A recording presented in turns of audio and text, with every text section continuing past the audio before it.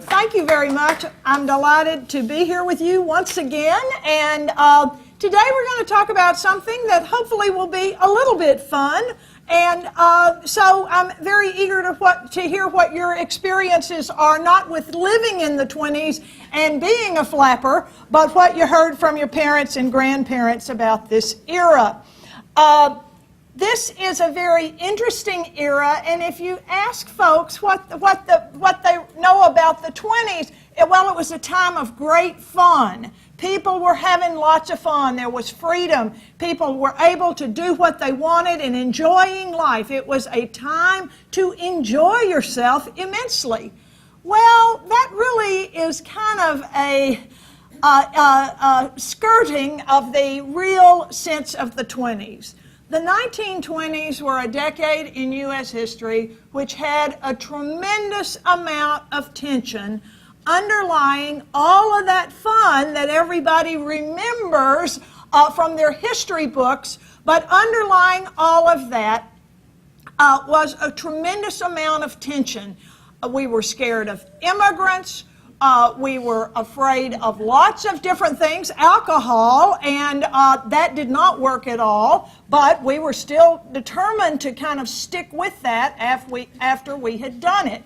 And we wanted to make money. We wanted to make money to such a high degree that we were willing to believe anything anybody told us. And that got a few million people into big trouble during that decade. So I want to start with somebody that I really think it became a symbol for the age. Some people call this period of time the Jazz Age. And so I want to start with this young man whom you probably don't recognize, but you recognize his name, Scott Fitzgerald.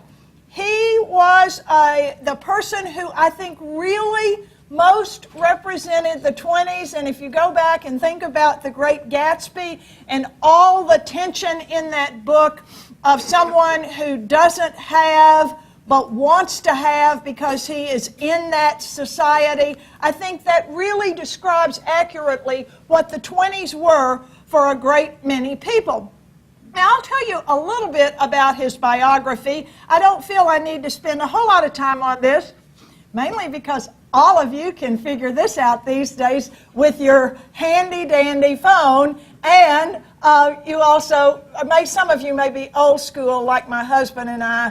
We still have our set of World Book encyclopedias, and although we both do have smartphones, we move the encyclopedias out of our den where we sit all the time, and we found we missed them so much I was having to go run and get one all the time that we moved them back because, you know, even watching Victoria on Masterpiece Theater called for a check with the World Book.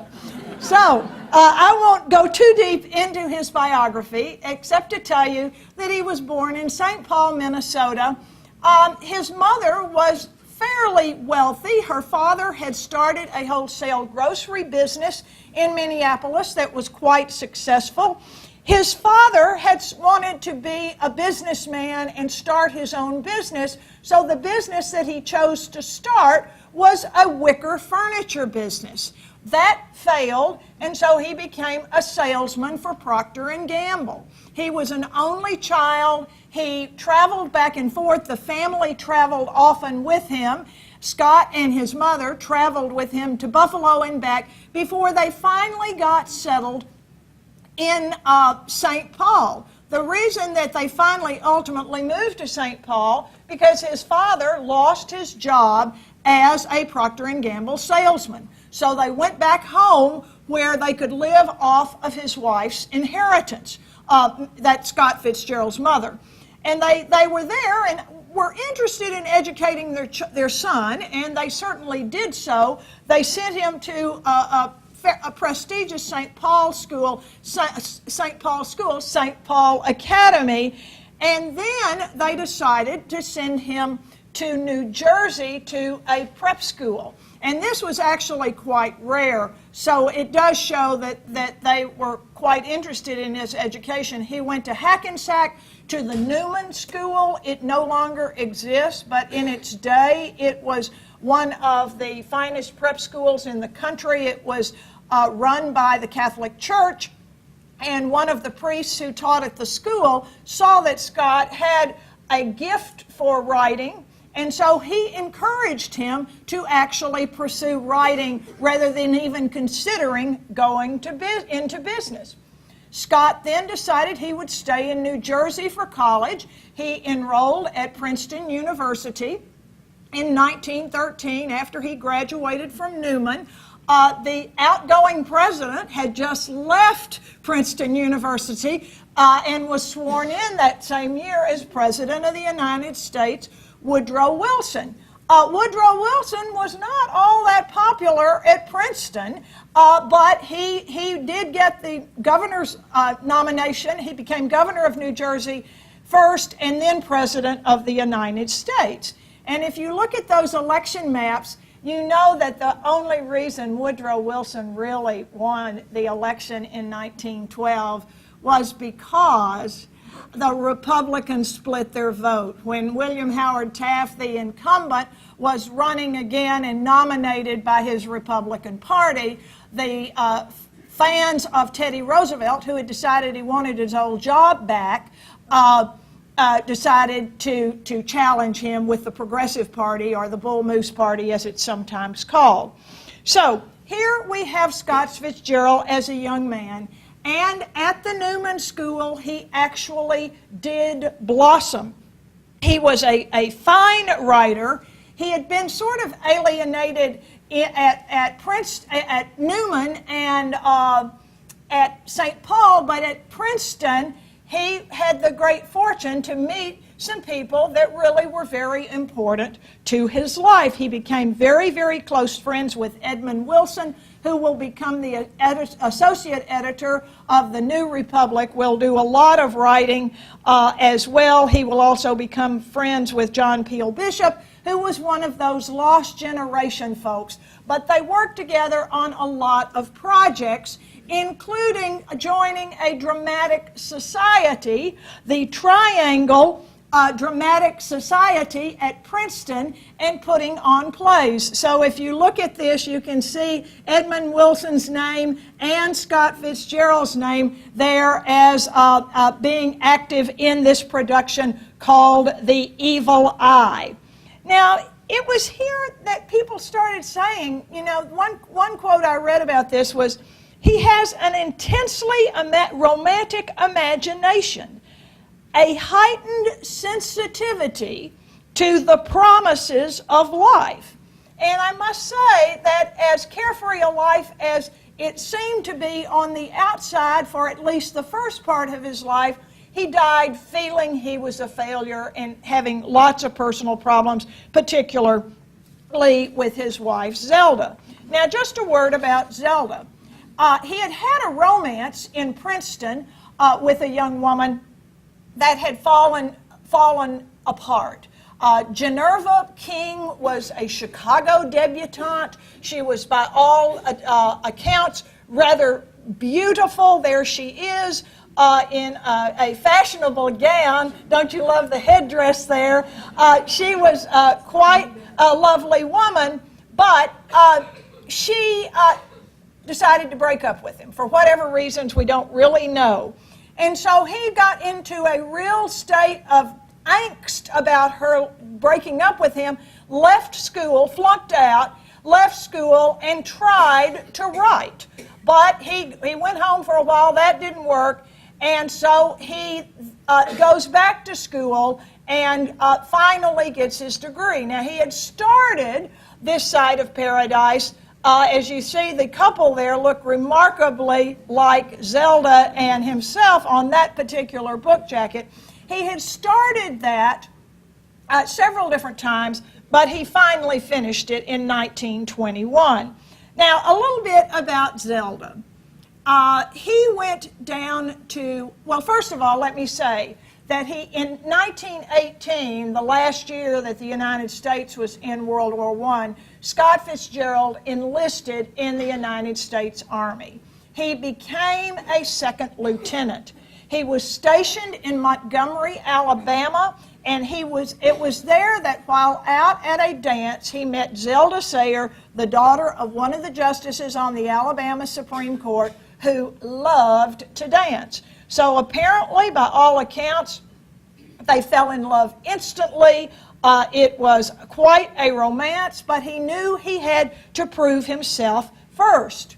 So he gets his degree. He serves and finishes his term in the Army, and he then goes to New York City, where he is going to make a name for himself by publishing a novel.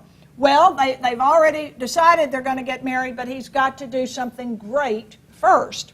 So he does, in fact, write while he is in New York, but the job he gets in New York as a writer pays a whopping $900 a month, and even in New York in 1919 or 20, you can't live on $900 a month. So Zelda broke off the engagement. By his account, Scott Fitzgerald's account, he went back home to St. Paul and went on what he described as an epic drunk before he pulled himself together and finally finished the novel that he had begun, This Side of Paradise. And it was an instant success. It was a revelation to people who are about our age of this new morality that's going on now that it is 1920. And it gives him the success of the book, gives him an entree into being able to write for magazines and periodicals that will bring regular money into the family income. So he writes for Reader's Digest, Saturday Evening Post, Scribner's, and they seem to be playing the perfect couple. So in 1921, they get married. In 1920, they get married, and in 1921, they give birth to their only child, Francis, spelled with an E this time, Scott Key, and little Francis goes by the name of Scotty. So that will be their only child. They represent a couple that is carefree, living life to the limits, living life on the edge, taking life dangerously. And they are the perfect pair to play this role. So he will publish some more books along the way. The Great Gatsby will be published in 1925. But meanwhile, very early after Scotty was born, it was obvious to anyone who knew them that Zelda was having severe emotional problems. And this would be the case for the rest of her life. She was institutionalized from this point forward in a variety of hospitals and sanitariums that tried to help her. She was diagnosed in 1930 as being schizophrenic, and she was in and out of a variety of treatment centers until she died in 1948. She actually outlived him. He died in 1940. Now, they are buried in what seems to all of us to be a random place, the Rockville, Maryland Cemetery. And the reason that they are buried there is because his father's family, the Fitzgeralds, had a plot there, a big family plot, and his father was buried there. And his father was a distant cousin of Francis Scott Key, thus the name Francis Scott Key Fitzgerald. And so they are buried in in Rockville. I've never been to Rockville, to the cemetery, but the people do go there, and there are a lot of people, who do pilgrimages from writers' graves to writers' graves, as I'm sure was the indication of these red roses there. So 1919 is ending and 1920 is beginning. And 1919 is running like crazy. And look at what's chasing all the problems of the previous decade that 1920 is about to dump out. There you've got Bolsheviks, the communists. We become very afraid of communists. We've got this peace treaty that the United States chose not to sign. We've got a lot of things going on here. And so 1919 is over, and now we're going to start a new year. As you see, this paper looks a far cry. This is January 1, 1920. It looks a far cry from today's New York Times. And they were really, the technology in printing will improve dramatically in this decade. You'll see more and more photographs. The Tennessean had quite a few photographs from time to time. For example, when the Union Station opened that year, they had a whole section of the Tennessean with really nice black and white photographs of all the rooms at the Union Station. If you have a subscription to newspapers.com or Ancestry.com for $7 a month, you can have access to the Tennessean online, if you didn't know that. It is a black hole for my time.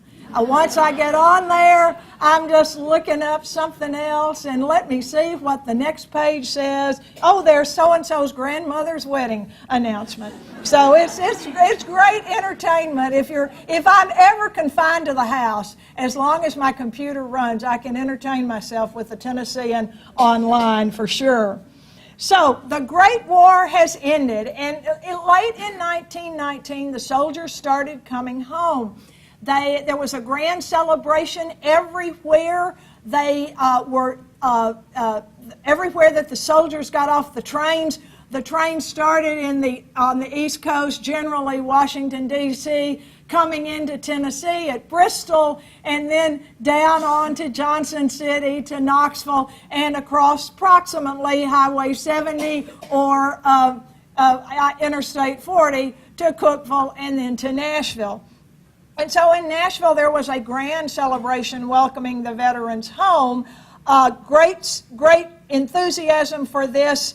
They actually, in one spot downtown, this picture, it was taken about where the War Memorial Auditorium was built, and War Memorial Auditorium is Nashville's World War I memorial. It was built in memory of the soldiers from Tennessee that died in World War I.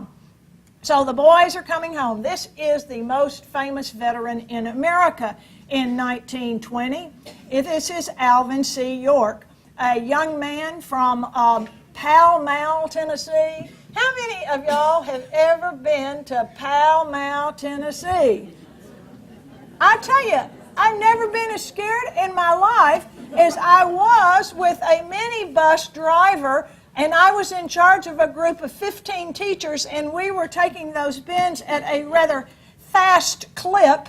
And the teachers were quite terrified, actually more than I. But it's hard to get to Pall Mall. And yet when you get up there, it's like so many places in Tennessee. The view from that place is just absolutely stunning. It is really, really a pretty place. So, you know, a lot of things get watered down to the common denominator. And, you know, we think that Alvin York is the soldier from Tennessee, the World War I soldier, but he was actually one of many. And very few Tennesseans, unless you live in Knoxville, know much about General Lawrence Tyson and his son, Charles McGee Tyson. I really feel this is one of the most poignant stories ever. General Tyson had been a veteran of the Spanish-American War. I think he had actually been in the Indian Wars in the 1870s and 80s. General Tyson came to Knoxville. Why did he come to Knoxville? opportunity. He was out of the Army, he had retired, and he saw opportunities for investment. East Tennessee was really a wonderful place for investors. Read about the history of Kingsport, Tennessee, for example, which was started right around 1900. These are really interesting things, and General Tyson was so interested in seeing that region boom that he orchestrated his own versions of a World's Fair over there in Knoxville. They had several Appalachian States expositions that were very well attended. Now, his son, Charles McGee Tyson, was well educated. I think he also went to Princeton, but I'm not sure about that. But he enlisted he wanted to be a flyer, and so he enlisted in the part of the U.S. military that flew planes, and that was the U.S. Navy. That makes a lot of sense, doesn't it? But the Navy, for all you Navy veterans here, you will understand that this was important. You know, the Army was not really so interested in airplanes initially, and you know, Wilbur and Orville Wright had been kind of disappointed when they finally got their plane where it was pretty reliable, that the United States Army wasn't very interested. They sold planes to Germany and France, you know, in the 1910s before the Great War, but the United States military was not particularly interested. So the Navy had an Air Corps, and young Charles McGee Tyson's plane was shot down not too far off the coast of the British Isles, but in the North Sea. His father, at this time that he was shot down and presumed drowned, which he was in fact, was leading the charge, one of the charges at the Hindenburg Line, which it actually broke after the battle that General Tyson was in ended. He went out in a boat by himself to find the wreckage of that plane in the North Sea and bring his son's body back to Knoxville to be buried. Pretty amazing story. And they're at the Old Gray Cemetery in Knoxville. I actually have been to that because there's some of those women I follow, the suffragists buried there. So I do go to their graves from time to time. And another hero from right here in Nashville, a man with big ideas if we ever had one, Luke Lee. Luke Lee was the owner of the Nashville Tennessean. He was an entrepreneur. He had a very distinguished father and grandfather, very much a part of Nashville's proud heritage of growth and I guess what I would say sensible growth. His grandfather, John M. Lee, is also one of those kind of forgotten characters in Nashville history, and one of his granddaughters is working on a book about him right now, John M. Lee. Luke Lee, if any of you know Laura Knox, and who doesn't know Laura Knox, everybody seems to know her, Luke Lee was her father, and he enlisted, even though he was certainly older than the age limit for the Army, and he enlisted and went over into France in 1918. So right at the end of the war, just as the armistice is getting ready to be signed, Luke Lee hears that the Kaiser, who has abdicated and left Germany, is hiding in a castle in Holland, in the Netherlands somewhere. And so Luke Lee and some of his men go to the castle. They actually get into the house. I think the story that I read is that one of them took an ashtray. You know, people steal ashtrays.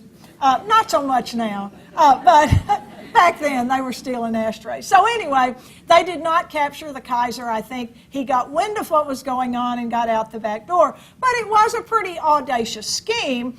And Luke Lee will be one of these heroes that comes back to Nashville and then gets involved in the business of the day, which was stocks and bonds.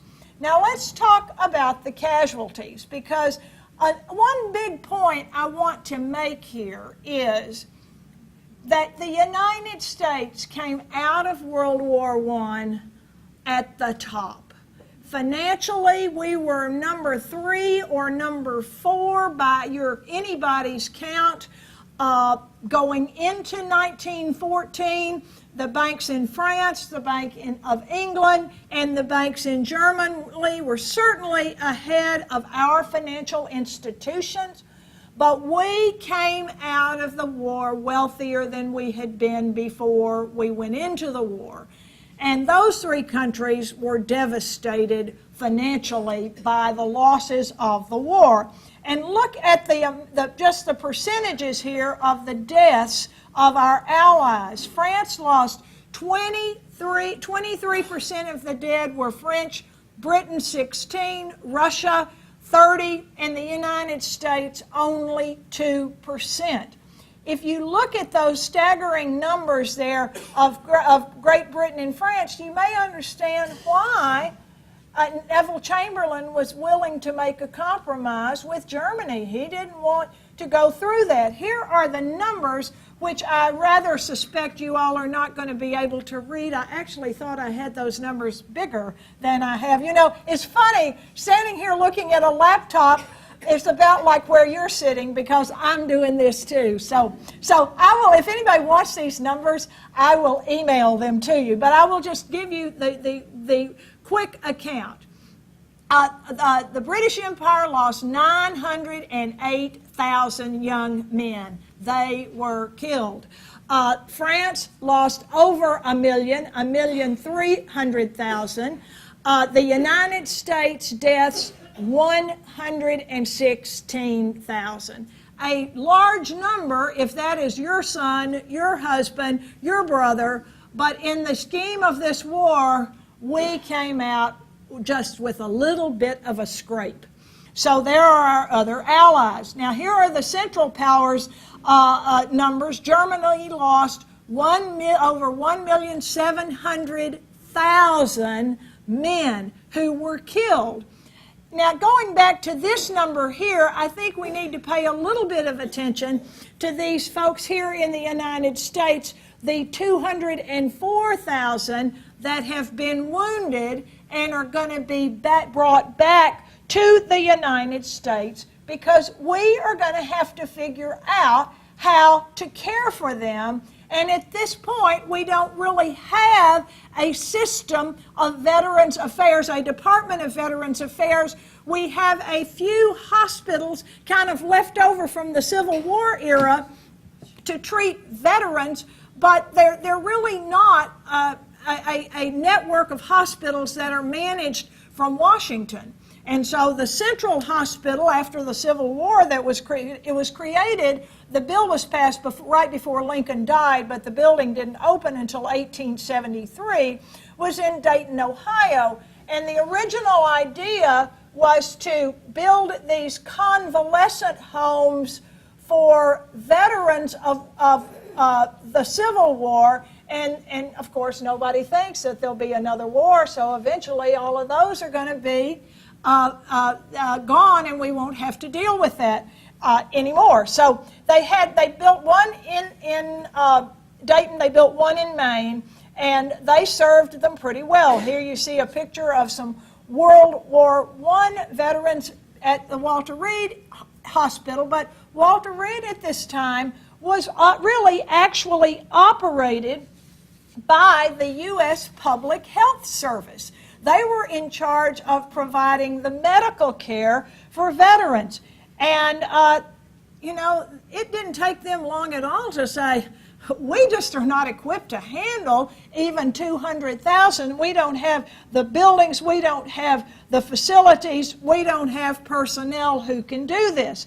So the people running the Public Health Service went to Congress, and in 1921, Congress did create the Veterans Affairs Bureau, which consolidated some of the other agencies that were dealing with things like veterans' pensions, as well as health care and insurance policies and things of that nature.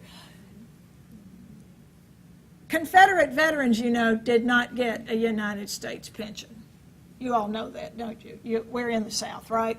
So each state, including Tennessee, paid pensions to Confederate veterans as long as they lived. We also built in the 1870s, I guess, a Confederate veterans home on the property of the Hermitage. And then a little bit after that, the home for Confederate women was built, which became the West End Home for Ladies, which is now no longer exists. But these were all soldiers who had fought for the Union, and now we've got this 200,000 from World War I, a great burden to be cared for. So Congress will eventually start providing services, and they start expanding these hospitals. They've had one in Hampton, Virginia, but the only other place the first place in the South, I guess I should say, that they built a hospital was in Johnson City, Tennessee. And the reason being Johnson City and not Nashville was very simple. East Tennessee opposed secession, and many, many young men from East Tennessee fought for the United States during the Civil War. African American veterans served very valiantly in World War I. They were drafted just the same as white soldiers, but from day one, they were treated as inferior, and when they got into the healthcare system, they didn't get treated any better. They were always the last ones to be treated, and so the African Americans started demanding that something be done to specifically help African American veterans. And they really began campaigning for an all-black hospital. So one was built in 1923 at Tuskegee, Alabama. It had all-black personnel. It treated veterans. It had a wonderful staff, most of which had graduated from Meharry Medical College in Nashville.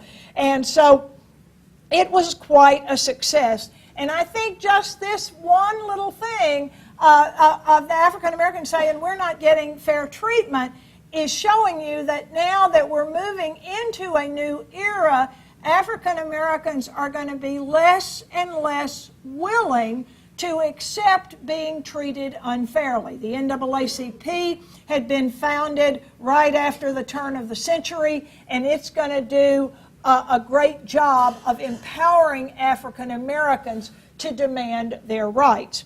So here we've got the veterans coming home and needing to be treated. I bet you all saw this obituary in the paper. It was in 2011, February 27th. Frank W. Buckles died, the last World War I veteran. So, yeah, I'm sure some of you saw that. All right, here we are. It's 1920. The Spanish flu epidemic is over. But again, that has left us feeling a little unsettled because it was the worst epidemic of a contagious disease that this country, the whole world had ever seen. And people are very nervous because Spanish flu nobody had ever heard of, but they certainly had heard of polio, and people become very, very paranoid about polio. And as you know, in 1921, Franklin Roosevelt himself is stricken with polio. So there's still this unease of what can I do to prevent my children from being around somebody who might be infectious. So here we are going into 1920. And the amendment has been ratified. It had been ratified actually before the war was over. It's ratified, but we're not going to completely dry the place up until January 1920. Now, interestingly enough, you see that this was kind of a big deal. At least it's a big deal for the Prohibition newspaper here. But it didn't get a lot of criticism in 1920. The papers are, people are saying, well, I think it's a good idea. We drink too much. I think it's a good idea. And I just really wonder if people who supported this said, I am going to not ever drink anything alcoholic for the rest of my life.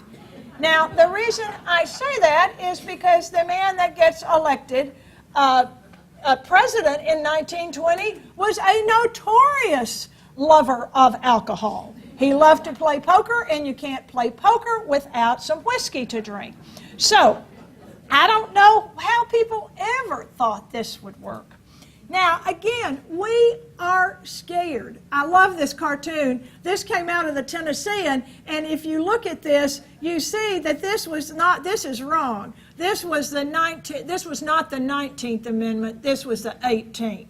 The cartoonist was a little bit ahead of him or herself when drawing that cartoon. But by and large, there wasn't a lot of criticism about prohibition. We are scared of people who are different from us. And that includes all foreigners.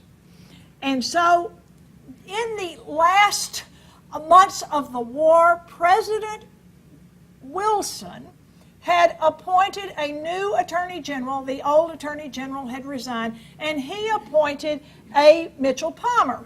Palmer was a very ambitious, he had been in Congress before he got appointed to this position.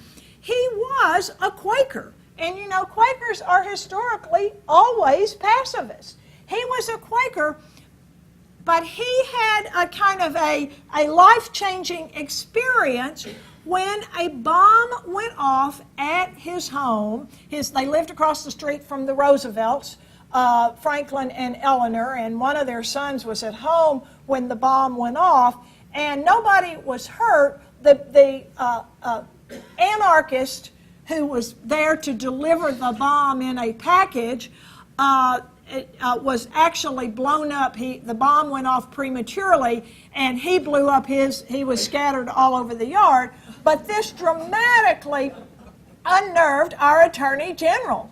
So he says, these anarchists, all foreigners, we've got to get rid of them. So in the Department of Justice, in the Attorney General's office himself, he decides to create a new branch of the Department of Justice that will collect information, this is, gathering data, on anybody who is foreign born. Now, this young man, I think he was about 24 years old at the time he got this position. You recognize him? Yes. Yeah, J. Edgar Hoover. And as they say, the rest is history. Have any of you read the new book, Killers of the Flower Moon? It really is a magnificent book, and I love this book because it's about something that I really never heard of, and it took place not too far from where I grew up. And I grew up in Texas, right on the Oklahoma border, but it takes place in Oklahoma, and it's a remarkable story. Now, the author of that book, it's well documented. It is a fascinating read. We'll talk about that a little bit later, but the author really says that was what gave the Osage murders, and solving the murders was what created the FBI and gave Hoover his success.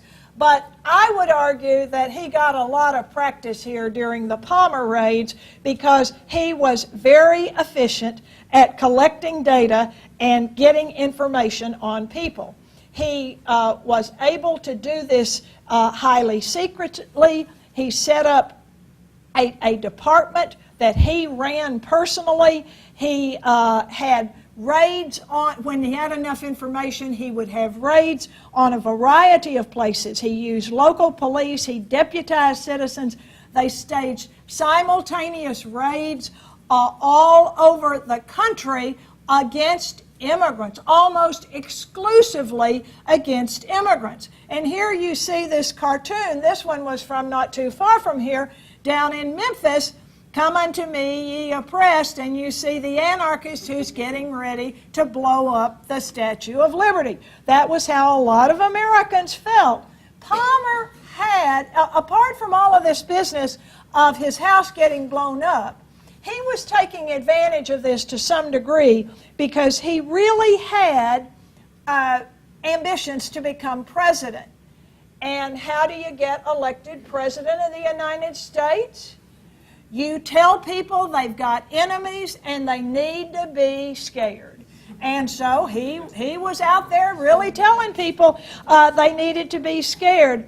A writer who is a journalist wrote a book about the 20s, and in one of the quotes he had about Palmer that I think is so appropriate, he was a former pacifist who became one of the country's most aggressive belligerents.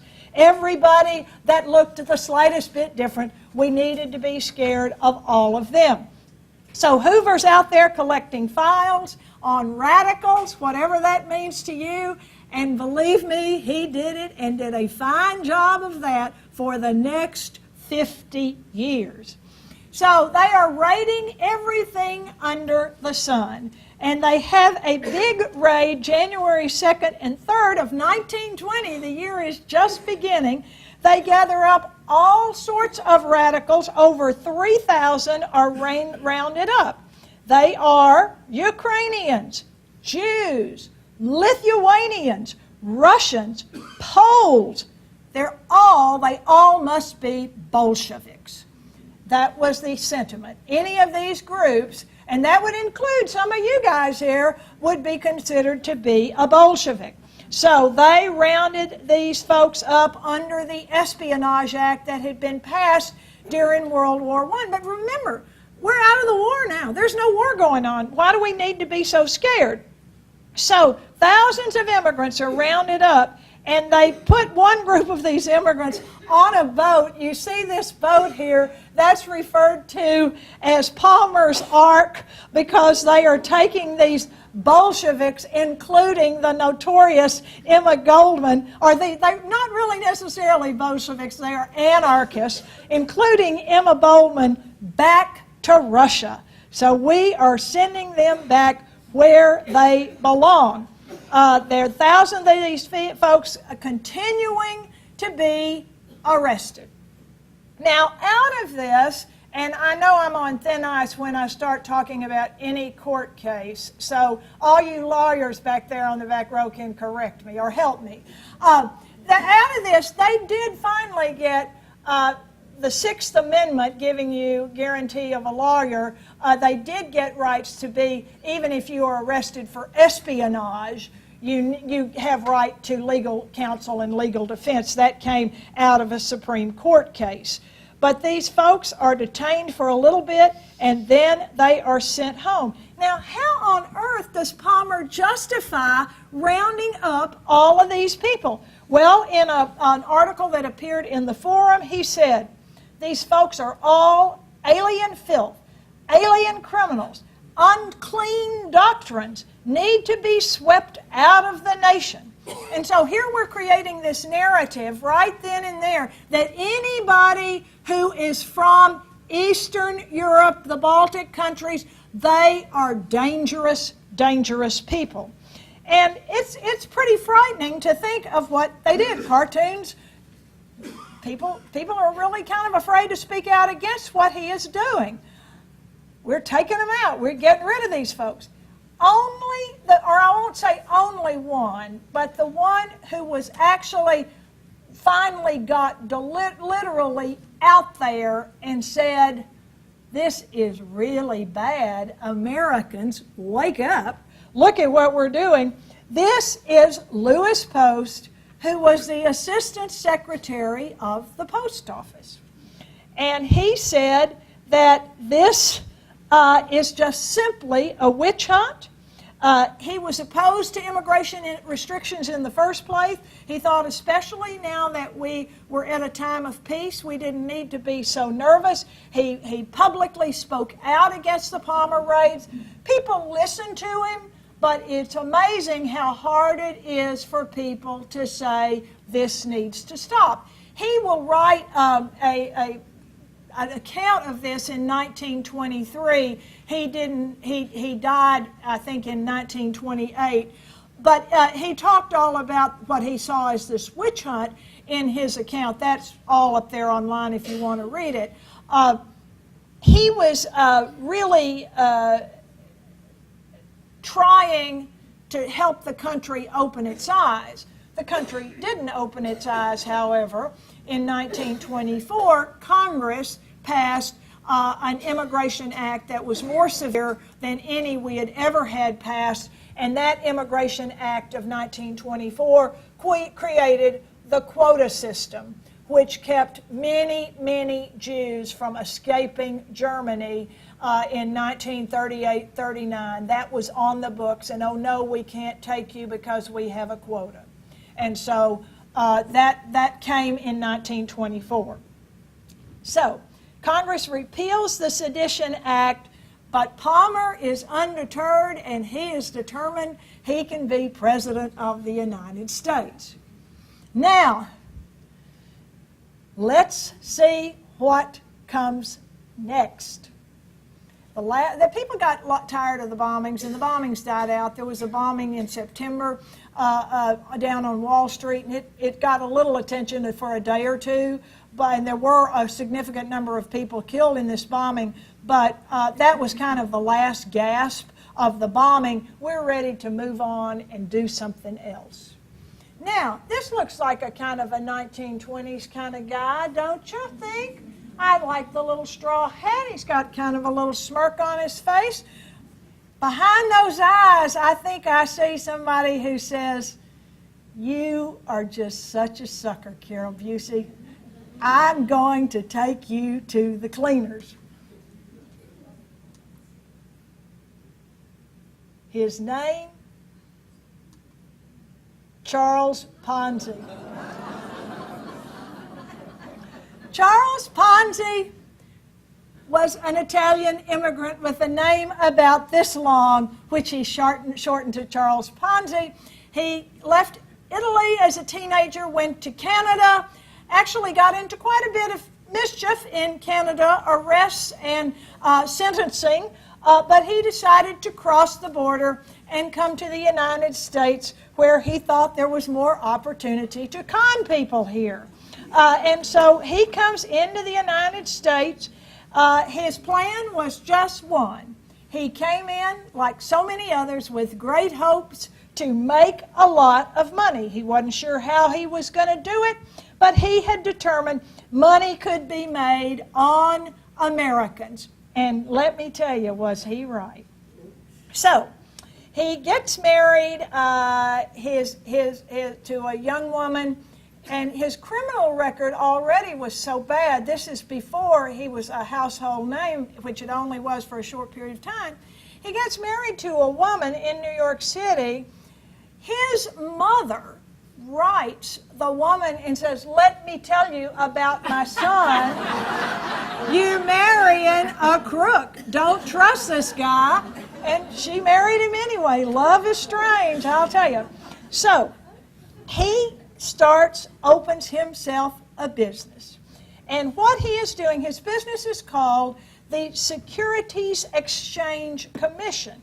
Now, it's only going to deal with one kind of note or piece of paper or securities. These are the international reply coupons, which honestly, I'd never heard of this, but these were coupons that you bought from the post office and other places, and you would send something to your relative in Italy, and the return postage for their reply would be paid by this international reply coupon. And so you sent letters to your poor relatives in Italy and wherever, and you were able to hear from them back. Well, it's amazing how much money people were able to give him. He lived high. People cheered him on the streets. He was telling people, "You're getting really rich." And I think maybe the first 3 or 4 people that he got their cash, he did pay them in full. But then everybody else who came after the first few clients he had lost every single thing. And people are just loving him. He's popular. Nobody sees anything wrong. I'm going to get double my money. I'm going to get double my money here. So everybody likes this guy. But some of the reporters at the Boston Post got a little bit suspicious. how can this guy be doing this? There is no substance to what the man is selling. And so then after the reporters got into it, the FBI got into it, and they start trying to audit his business. And there's really nothing hardly there to audit. I mean, people were giving him cash. Can you imagine getting cash and taking it? And look at this guy. He is sitting in money. So the FBI finds that he has $7 million in liabilities, $4 million of assets, and he is tried. He is convicted very easily. His assets were $4 million. He had $7 million in debt. And yet, at the maximum height of these postal coupons, the entire value of every coupon in circulation all over the world was $500,000. So he was just simply robbing Peter to pay Paul. And now get this, the guy, I don't think Bernie Madoff is going to get off this light, but he served 4 months in jail, and he was convicted for larceny, and he was given bail. He ended up going down to Florida, where he tried to make money in the booming real estate business in the 1920s. Actually, William Jennings Bryan did quite well in the real estate business in Florida. And he was sentenced to jail. He jumped bail, was put in jail in New Orleans, and then the federal government said, we're getting ready to deport the guy. So they deported him back to Italy. Let's put him on the ark and send him back to Italy, where he arrives. He is a common criminal when he gets there. But he was popular while he was going strong. He died in Brazil, of all places. How did he get to Brazil? Well, he went there before World War II. I guess he wanted to get out of Italy, seeing the war coming. His health failed. His heart was failing. He lost his vision. He had all manner of problems. He couldn't move an arm and a leg. He was pretty much confined to a bed. But a reporter for the AP went and interviewed him before he died, and the story was published in several newspapers across the country of his scheme, and you can find that whole story of this interview on the internet as well. Now, it's election year, so let's talk about the election here. It is 1920. Who wants to be president? Well, the Republicans, the person who seems to be out there that the Republicans don't really want is Herbert Hoover. Herbert Hoover had been Secretary of Commerce. He had served in the Wilson administration, Wilson, Democrat, Republican convention. He had served in the Wilson administration. He had gone to Belgium and done relief work during the war. He had come to Tennessee in 1927. He will come to Tennessee in 1927 when the Mississippi River flows. He will come to Tennessee. But the Republicans don't much want Herbert Hoover to be president because he is regarded as too much of a progressive. And the Republicans are ready to be done with progressivism. They did not like Teddy Roosevelt all that much.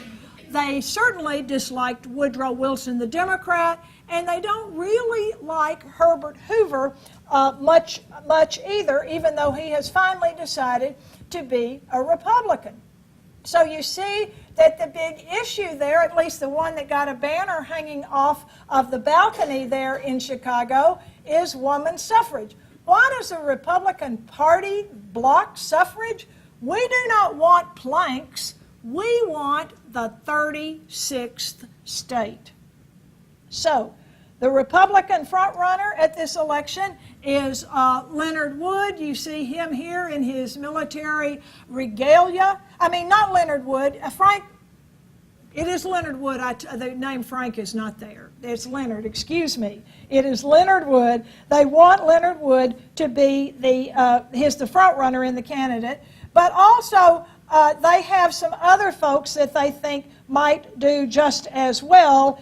And one is the governor of Illinois, and then Senator Hiram Johnson was well known. He was a senator from California. They certainly did not want Charles La Follette, but he was very well known, and he was really the progressive of all the progressives there.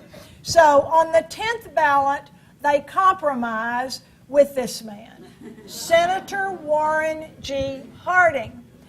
Warren G. Harding was just kind of a good old boy. He grew up in Ohio. He worked for a newspaper. He became an editor of the newspaper.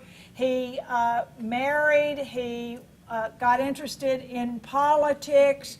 He got elected to the United States Senate. He was well known for womanizing before he left Ohio to go to the U.S. Senate. He was considered an intellectual lightweight, but he had a poker-playing bunch of buddies, and he was these people who had more ideas about running the country. Ideas may get you in trouble, so, just be kind of vague about the issues, and you can get elected president. So he is elected on the 10th ballot.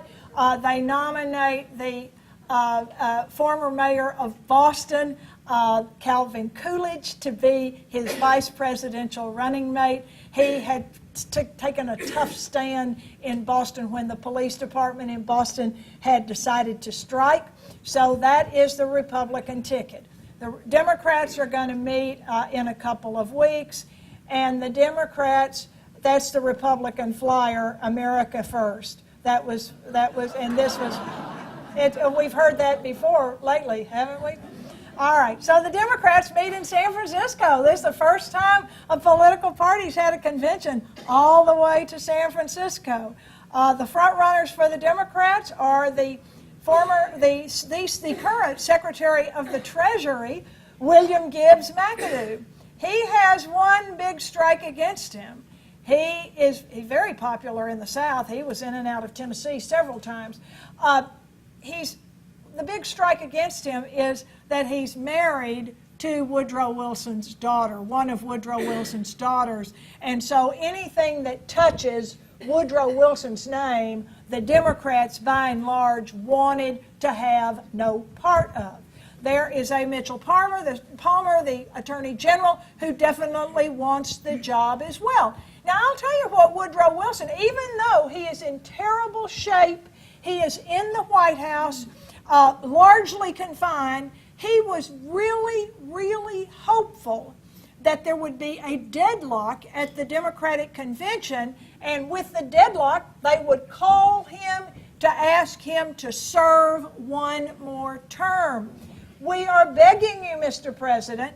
That did not happen, to his dismay, but he really hoped to be there. So we've got 19 candidates who are nominated at the Democratic National Convention.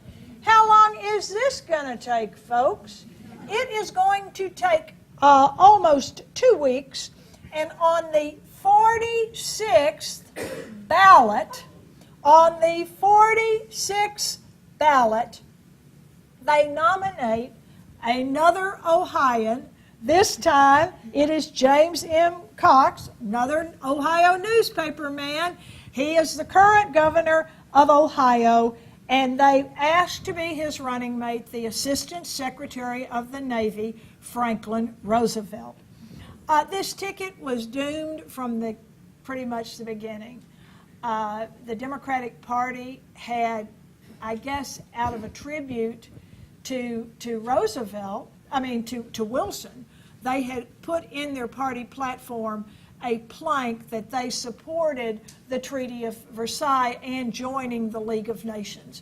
And that was really kind of the end of the thing for them, because that issue created so much animosity towards Woodrow Wilson. His attitude of I'm right and everybody else is wrong is going to linger with folks for a long, long time.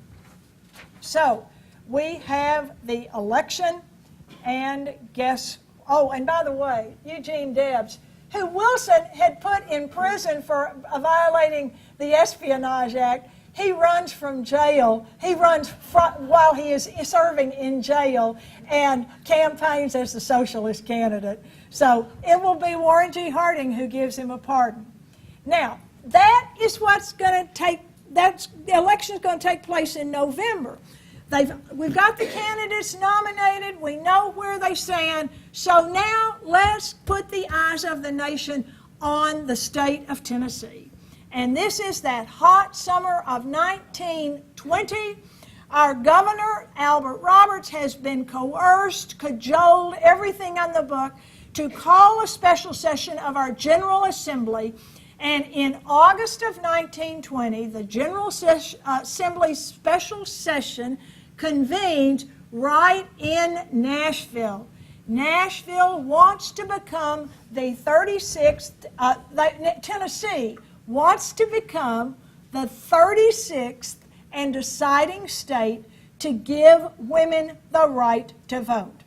And they were ready. The Tennessee women had worked hard for this moment. The national president of the Suffrage Association had come to town. Someone who had worked with her originally but had become her adversary, Alice Paul, will also come to town. Carrie Chapman Catt checks into the Hermitage Hotel. It had been open about 9 years. Alice Paul will go just down the street to the Tulane Hotel. And we've got these women who are really opposed to suffrage, led by a Nashville lawyer, John J. Vertrees. Now, that does not sound particularly like a woman's name, does it? He was the one who said, we've got to stop this suffrage amendment. We don't need women voting. So he had persuaded Josephine Pearson, who had taught at a girls' school and done several other things, to be the president of the Tennessee Anti-Suffrage League. And they really went to town. When she came to town, she was the three-star general to save Southern womanhood from the vote. As you see, they trot out Confederate veterans whenever they want to appeal to Southerners and our old way of life when women were women and we sat on the veranda and we had all these helpers helping us. So there was a lot of fighting going on in Nashville, lots of publicity. People who supported getting the right to vote generally wore yellow flowers. People who opposed women having the right to vote wore red flowers. And the special session finally convenes. And when it convenes, all of these Nashville women are working tirelessly round the clock to lobby to get this amendment passed. And it will, in fact, get passed on August the 18th. It had looked like when the special session opened on the 9th that the suffragists had an easy victory, but as the anti-suffragists went to town, and keep in mind, this is prohibition here. Tennessee's already dry, even though the nation didn't go dry until earlier this year, but Tennessee had been dry across the state since 1909. So in the House, it passes the Senate, and in the House, it appears that the vote is going to be tied. You count the red roses, you count the yellow roses, and it looks like all the work that Mrs. Catt, Alice Paul, and the others have done is going to be lost. And then Harry Byrne, a Republican from Nyota, wearing a red rose, stands up and says he's voting for suffrage. And the rest of this story is history. For us, it was an exciting moment. The suffragists were euphoric. You've heard this story, I'm sure, before. Under his yellow rose, under his red rose, was a letter from his mother back in Nyota saying, "Son, be a good boy. Help Mrs. Cat put the rat in ratification." And so Harry is alleged to have said, "I always take my mother's advice." And did it really matter all that much? It was a big disappointment to these women. Governor Roberts lost the November election for governor. Women didn't bother to go pay their poll tax and get registered to vote. The Republican that's elected will be one of the Taylor brothers, Alfred, and he will only serve one term until Austin Peay succeeds him. Now, election night, something big is going to happen. Yes, Warren G. Harding's going to win by a landslide, but over in Pittsburgh, the radio announced for the first time the election results. KDKA 1920. And these are the results. Look at how our state voted. We were never really solidly part of the solid South. We voted for Harding that year. We did not vote for Cox and Roosevelt when those announcements were made. And you can see where the votes for Harding came from. They came from East Tennessee and those counties down there in West Tennessee along the Tennessee River. There's some fairly poor counties that didn't have a lot of cotton, and they have always historically been Republican. They opposed secession down there in those counties of the state. So people get the word. It is quite a thing. This is the kind of receiver they have to hear it. Only 1,000 homes had one of these, but by 1925, everybody is going to have a radio. Change is coming, folks. It's coming next week. Very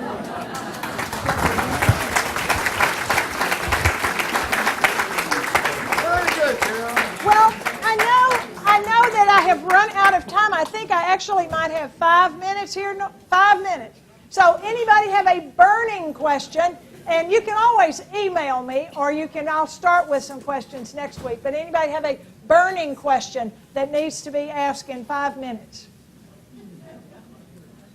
I look forward to seeing you next week.